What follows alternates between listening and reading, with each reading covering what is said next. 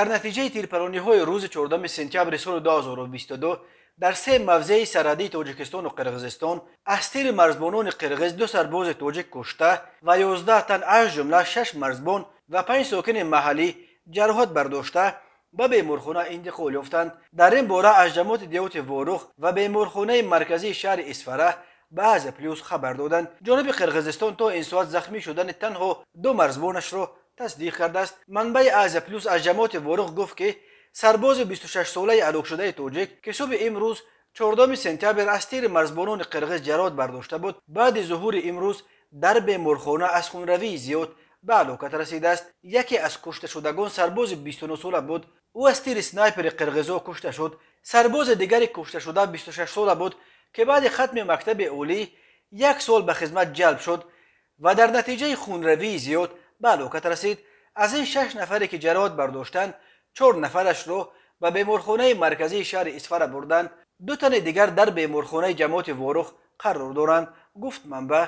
این مسئول جماعت واروخ گفت بعد ظهور امروز 14 سپتامبر در حدود جماعت زمرت اسفره تاجیکستان هممرز با قره‌باغ قرقیزستان بین سرحدبانان دو کشور دوباره تیرپرانی سر شد که در نتیجه 2 ساکن دهه چارقشلاق جراحت برداشته در بیمارخانه بستری شدند. چندین ساکن جماعت چورکو به از پلیس گفتند که تیرپرانی دوم تقریبا ساعت 13:30 در موضع چارقشلاق اسفره صورت گرفت. گفته می شود که سرحدبانان قرقیز در پایگاه سرحدی دوستوک به سوی سرحدبانان تاجیک که در حدود جماعت زمرت اسفره جایگیرند تیر کشیدند. در همین حال تیرپرانی سیوم در حدود جماعت چورکو هممرز با سمرقندک بودکند آغاز شده است.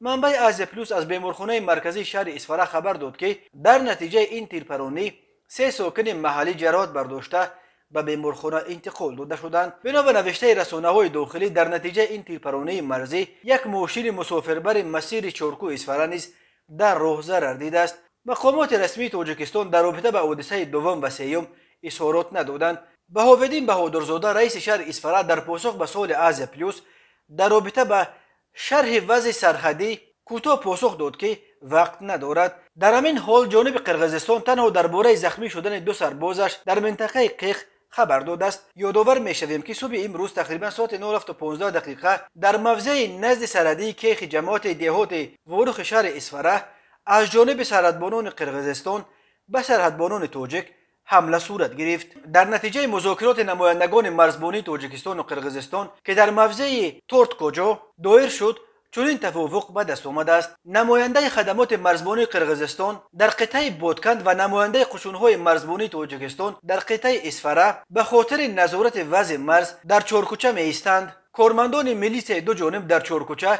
دیدبانی را برا میمانند. ساعت 19:30 در چارکوچه ملاقات نوبتی صورت میگیرد که در آن سرداران دسته و های سرحدی مسئول نگاهبینی این قطعه مرز اشتراک میکنند. ملاقات نوبتی رهبران بودکند با رهبران ولایت سوخت در موضع کوکسوی دایر می شود.